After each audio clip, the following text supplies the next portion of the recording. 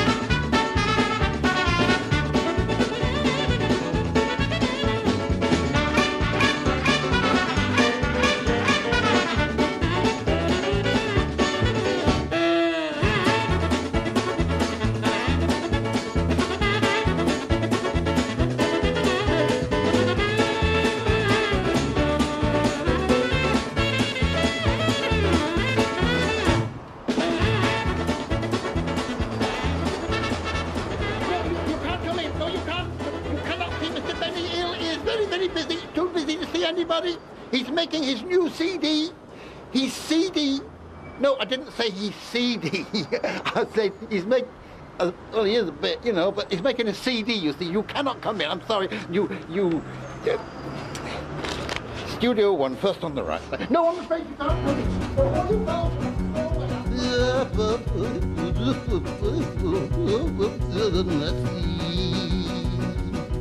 Hi digga dum dum digga digga dum dum hi digga dum dum digga digga dum hi digga dum dum digga digga dum dum hi digga dum dum digga digga dum.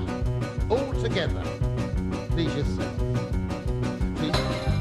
So she stuffed herself with wedding cake and beer and fish and chips. I carried her across the threshold. I had to make 2 trips. But alas, that wicked gypsy girl, she's ruined my poor life. She's gone back to her mother and now I'm going back to the wall.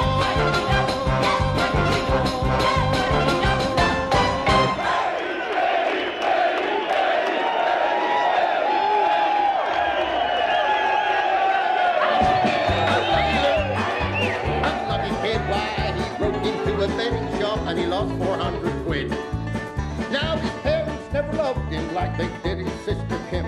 They could tie a kip around his neck and had to play with him.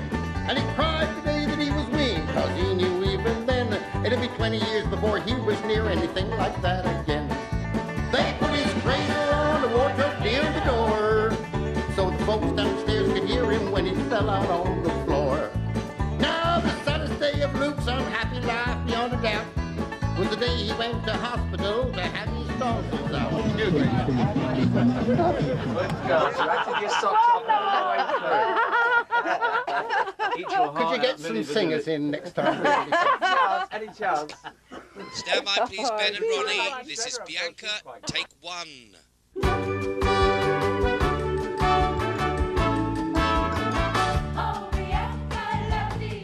Now Bianca McBrown, she weighs 300 pounds. She got eyes like rizzles in the snow. She comes from St. Kitts, got a big pair of mitts. She could lay Mike Tyson out with one blow. When she lays in the sand, the tide goes out and refuses to come back until she's gone. One day she bent down to hitch up her gown, and we had an eclipse of the sun. We went for a stroll. She said, look, that's a bull, and that's a cow, and that's a sow, and that's a boar. And just look at that, Joe. I said, Bianca, I know. She said, well, what do you want to trade in it for? But by the barn door, we lay down in the straw, and she said that she gave my hand a squeeze. Would you like a roll in the hay? And I said, okay. She said, do you want fish paste or cheese?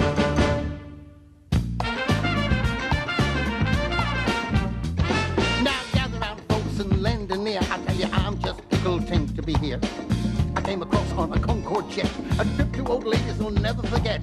They said to the guy with the captain's hat, don't fly faster than sound because we want to chat. This gal at the airport security said she'd have to search me thoroughly.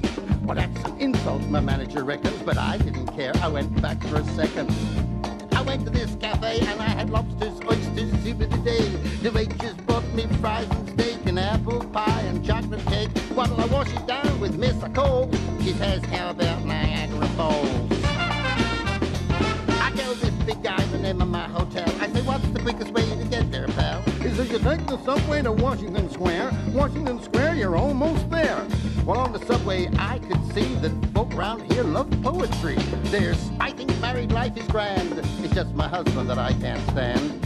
And he who laughs when things go wrong is just sort of someone he can blame it on.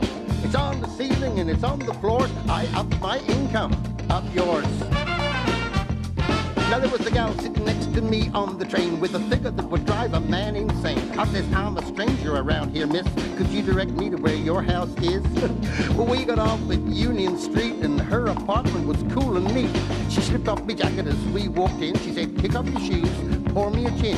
I started to pour. I said, you will say when? She said, right after I'll finish that gin. Now, by the time I poured myself a beer, she had changed into something cool and sheer. She stood real close and she smelled divine, and as she pressed her soft red lips to mine, I heard a knock, I heard a roar. She said, it's my husband at the door. I said, I'll jump out the window, he sounds vicious. She said, we're 13 floors up. I said, I'm not superstitious. The door burst open and in he came. I hid my face in fear and shame. I turned my back to the button of my shirt, and I prayed to God I wouldn't get hurt. I turned and nervously opened one eye, and I was face to face with this huge guy. Then I heard his voice cut through the air. He said, I thought I told you to get off at Washington Square. so let me shout it loud and clear. I'm glad to be alive and I'm glad to be here.